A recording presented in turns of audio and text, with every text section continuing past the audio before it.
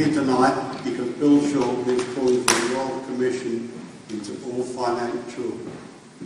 banks and financial institutions. I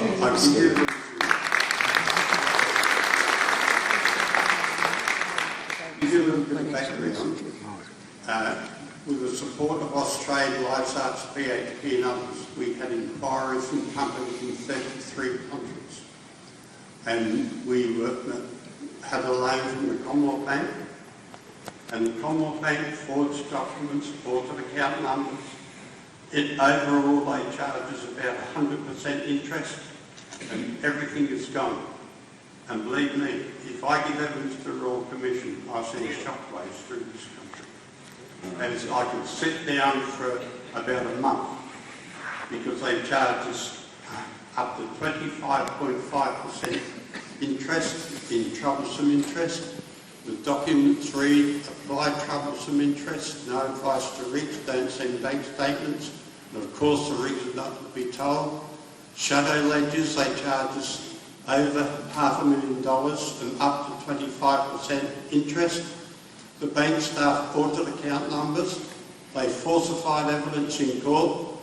They stole money from the accounts and they sold our properties to the bank staff mates by insider trading.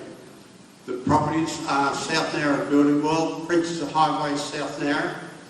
It was sold at way below value, and their home number 2, Riverview Road, Nowra, was also sold by insider trading. And today would have been employed 200 or 300 people. It's all documented. And anyone that wants to see it, they can Google Tony Rigg versus the Commonwealth Bank. They can also Google bankvictims.com.au and Bank Reform Now. And I have documents here that I can spread out. If Fiona seen them, they called the Sting. And it lays it out with websites what this town has lost. And the Liberal politicians in this town have known about it for years. And put it bluntly, they are useless. And I mean that, and if I give evidence to the Royal Commission, the proverbial will really hit the fan.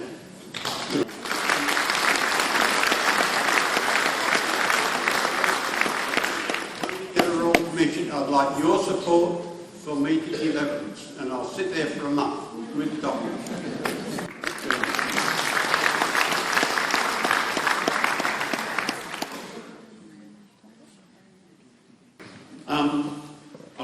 The first gentleman, his real name's Tony. I guess that from the nature of the litigation. Yeah, they're going to get a Banking World Commission. Let me be really clear.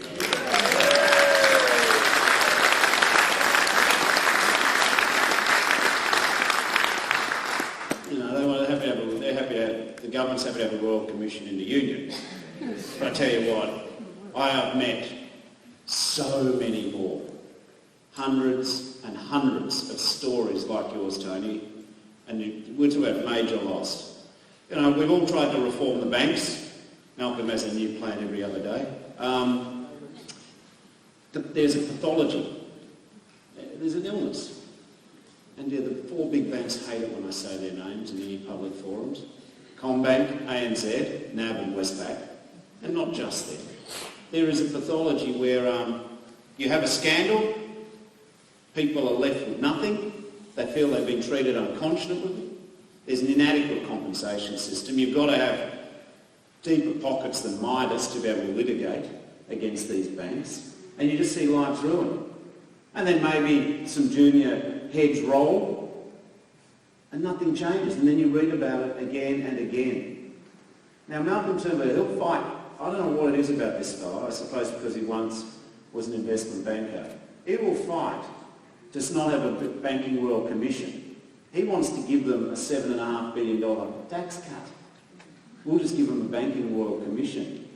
And what I really feel most strongly about what you said is a lot of the victims are actually older people who don't have 30 years to start again, who've got they've made an investment, they've risked it all, and they've got a retirement where they never intended to be reliant on anyone else. They've had the psychological trauma, Australians don't like being in debt.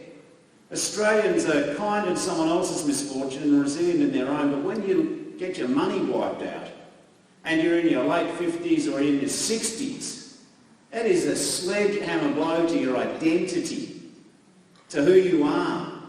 Because a lot of people are the victims of financial dealings. They're not people who ever asked for a handout, and then all of a sudden they're put in an entirely different set of circumstances. They put strains on marriages.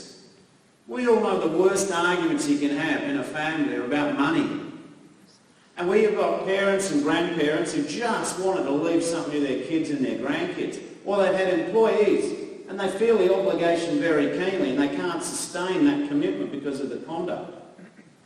Nothing less than a royal commission. Our friends in the Greens, they say, oh, we'll have a commission inquiry, or Bob Catter, who knows what, where he's at, but he's interested in that. Well, that's all well and good. Nothing less than a banking royal commission, because a royal commission brings resources.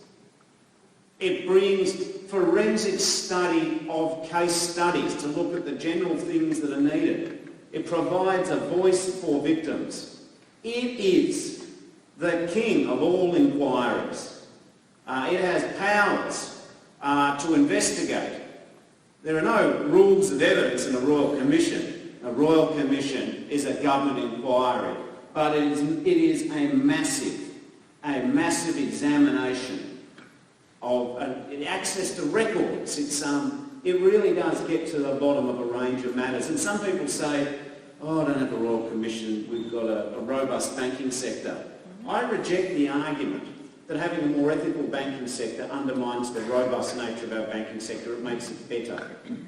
And this is a country that shouldn't be run. This is a country that shouldn't be run in the interests of the top 1%. This is a country which belongs to all of us. And a banking royal commission is well overdue, and it'll be one of the first things that we legislate if we are successful in the election, whenever that is held.